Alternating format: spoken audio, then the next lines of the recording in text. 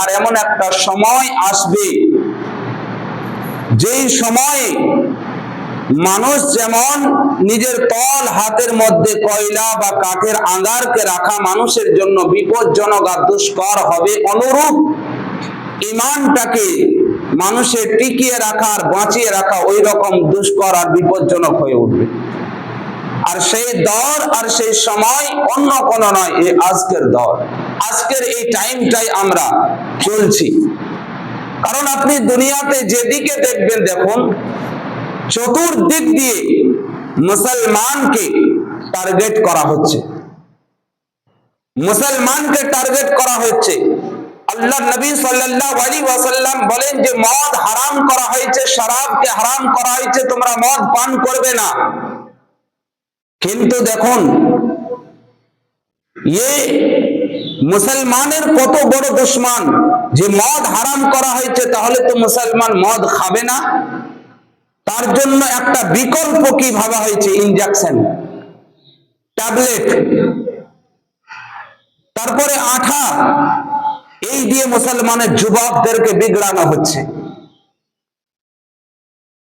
প্যারে মুসলমান, দুনিয়াতে পুরো দুনিয়া মুসলমান কমিউনিটি, মুসলমানকে বরবাদ করার জন্য, মুসলমানকে মিটানোর জন্য, মুসলমানের অস্তিত্বকে শেষ করার জন্য চতুর্দিক দিয়ে মানুষ বিভিন্ন রকম ভাবে আপনার নিজেদের এক একটা করে নতুন নিত্য নতুন এক একটা করে আপনার প্রযুক্তি আপনার সৃষ্টি করছে, উৎপাদ করছে, আর মুসলমান ছেলে মেয়েদেরকে সেই রকম ভাবে দিচ্ছে। ভাবুন তো একবার যে আজ ডিজিটাল যুগে আজ আপনার প্রত্যেকটা ছেলে, যুবক বলেন, যুবতী বলেন, বুড়ো বলেন, বৃদ্ধা আবাল যারাই আছে, সবার হাতে সোশ্যাল মিডিয়া, এখন মোবাইল, হাতে মোবাইল চলে এসছে। ফেসবুক, ইউটিউব দেখে আজ যে বিভ্রান্তি দুনিয়াতে ছড়াচ্ছে, এ শুধুমাত্র সোশ্যাল মিডিয়ার মাধ্যমে। আমরা কোথায় কোরআন ও হাদিসের আমল করছি?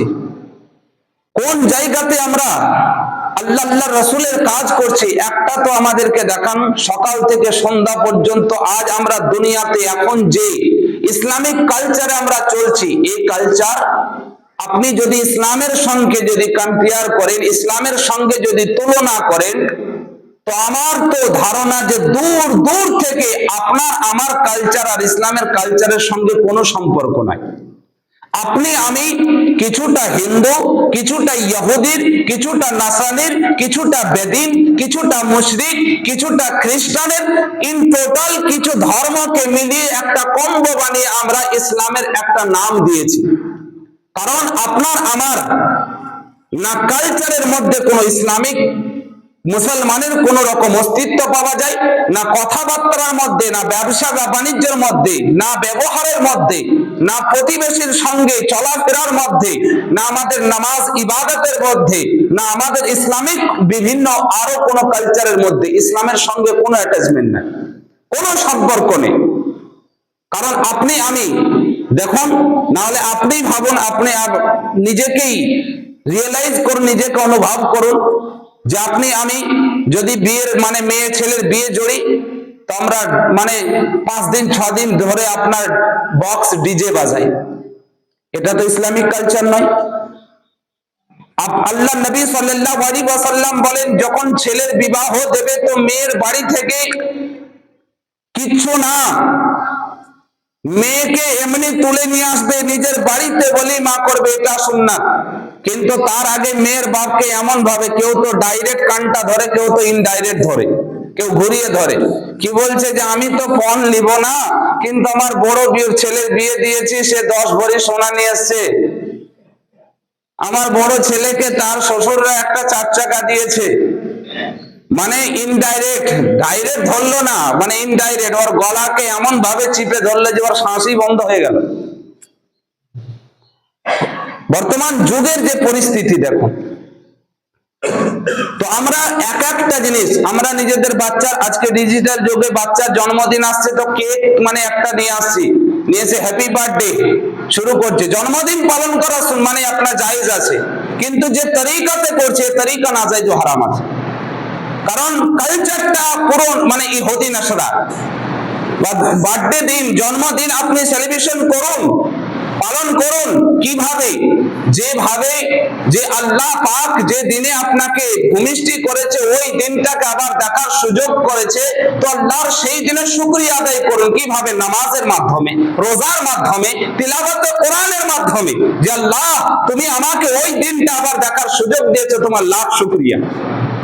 তো শুকরিয়া আদায় করুন। কিন্তু আমরা কি করি? নাজায়েজ ও হারাম কাজের মধ্যে লিপ্ত হয়ে যাই। আরে মুসলমান, আজ আপনি আমি যা কিছু আমরা দুনিয়াতে সবার কথা শুনি, সবার কথা মানি, যদি কারোর কথা না শুনি, যদি কারোর কথা না মানি, সেটা হয় আল্লাহ আল্লাহ রসুলের কথা আমরা শুনি না। সাপোজ আপনাকে উদাহরণস্বরূপ বলি, যে আমরা যদি আমাদের শরীর খারাপ হয়, ডাক্তারখানা যাই, ডাক্তার বাবুকে বলি, ডাক্তার বাবু আমার শরীর খুব খারাপ, আপনি আমার ট্রিটমেন্ট করুন। এক সিরিঞ্জ রক্ত ব্লাড নিল, নেওয়ার পরে ল্যাবে পাঠালো, রিপোর্ট এলো, আসার পরে ডক্টর বলছেন যে আপনার সুগার হয়ে গেছে, ব্লাড সুগার, প্রেসার হয়ে গেছে, হাই প্রেসার।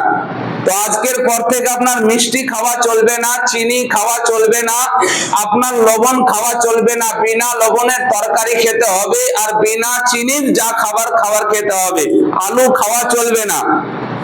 আপনি আমি একদম কঠোর পাবন্দ, একদম সেই দিন থেকে একদম কসম খেয়ে নি আজকের পর থেকে আর মিষ্টি খাবো না। আচ্ছা বলুন, রোগ দেনেওয়ালা কে? একটুকু বলবেন, রোগ দেনেওয়ালা কে?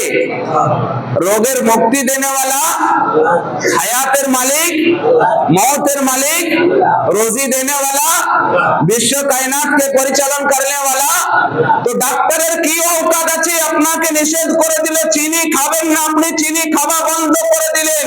কিন্তু রাসূলুল্লাহ বললেন, হে আমার উম্মত উম্মতি, তোমরা নিজেদের চেহারাকে ক্রিম সেভ করবে না, আল্লাহ পাকের কুদরতকে তোমরা নিজে হাতে পরিবর্তন করবে না। কারণ নারীদের চেহারা ক্লিন সেভ করা হয়েছে, আর ছেলেদেরকে চেহারাতে দাড়ি দেওয়া হয়েছে। তো খোদার কুদরতের কোনো পরিবর্তন নাই, আর তোমরা সেটা পরিবর্তন করবে না। আর যদি করো তাহলে পরে তোমরা খোদার নিয়ামতকে অস্বীকার করবে, তোমরা আমার কখনো ফরমাদার বান্দা থাকবে না।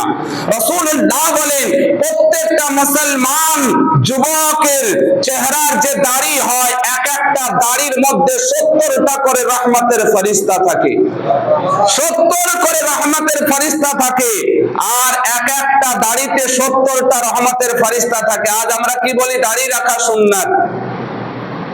তো পুরো আমরা দাড়ি, তো আলা হযরত আযিমুল বরকত মুজাদ্দিদ দ্বীন মিল্লাত ফাজিল বেরেলভী আলাইহি রাহমাত করে রিজওয়ান ফতওয়া রেজাবিয়ার মধ্যে বলেন, যে যে দাড়িতে খুর চালায় সে দাড়িতে নয়, ও ফেরেশতা কে?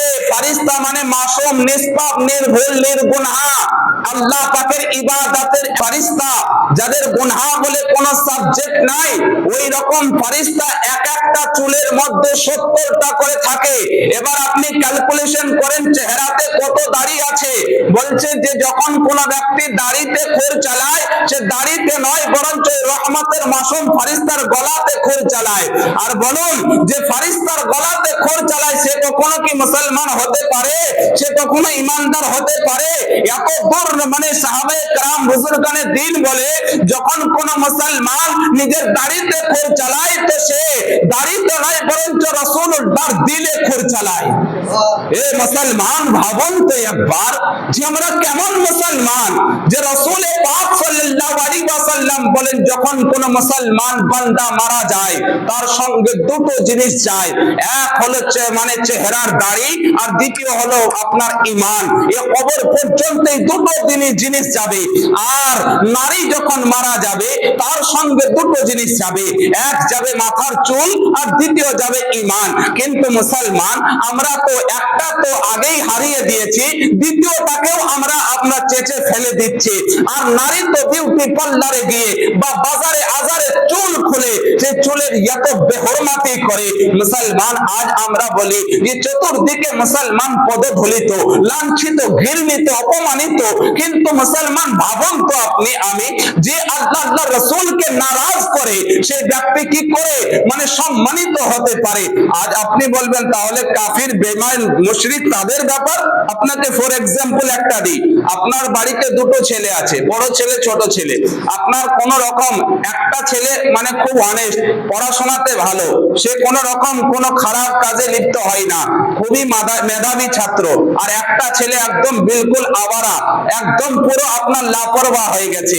আচ্ছা বলুন, ও যদি সন্ধ্যা 7টার জায়গাতে রাত 12টায় বাড়ি ফেরে তো আপনার কোন রকম যায় আসবে না। কিন্তু মেধাবী ছাত্রটা আপনার যে কথা শোনে, আপনার যে কথা মানে, আপনার মানে ডিরেকশনে যে চলে, ওই বাচ্চাটি সন্ধ্যা 7টার জায়গায় যদি 8টায় ঢোকে তো আপনি তাকে মারবেন, তাকে ডাঁটবেন, তাকে শাসন করবেন। কারণ আপনি তাকে বলে, সে যদি বলে যে আব্বু আমি তো আপনার কথা শুনি, আমি তো আপনার কথা মোতাবেক চলি, 7টার জায়গায় 8টা হয়ে গেছে তো ক্ষতি কি? তো আপনাকে সে উত্তর বাপ কি দেবে যে বেটা তুই মানে এখনো ভালো পথে আছিস, তুই আমার কথা শুনিস বলে আমি তোকে গাইড করছি, আর ও আমার কথা শোনে না বলে ওকে আমি ছেড়ে দিয়েছি, ওকে আমি পুরো ঢিল দিয়ে দিয়েছি। অনুরূপ মহান আল্লাহ বলে বান্দা যে আমাকে আল্লাহ বলে মেনে নিয়েছে, যে কালেমায়ে তাওহীদ পড়ে নিয়েছে, আমি আল্লাহ তাকে বান্দা বলে কবুল করেছি, সে যখন ভুল পথে যায় আমি আল্লাহ তাকে আযাব দিয়ে আবার সঠিক পথে আনার চেষ্টা করি। আর যে আমাকে মানে না ও তো আবারও হয়ে গেছে, ও দুনিয়াতে মরবে তো জ্বলবে এবং আখিরাতেও সে জ্বলবে। যারে মুসলমান, তো ये तो ईमानदार আর আপনার কুফরের মধ্যে ডেফিনিশন, এর তফাৎ, এর পার্থক্য। তো আজ আমরা দুনিয়াতে সবার কথা মানি, যদি না মানি কারোর কথা, সেটা হলো আল্লাহ রাসূলের কথা মানি না।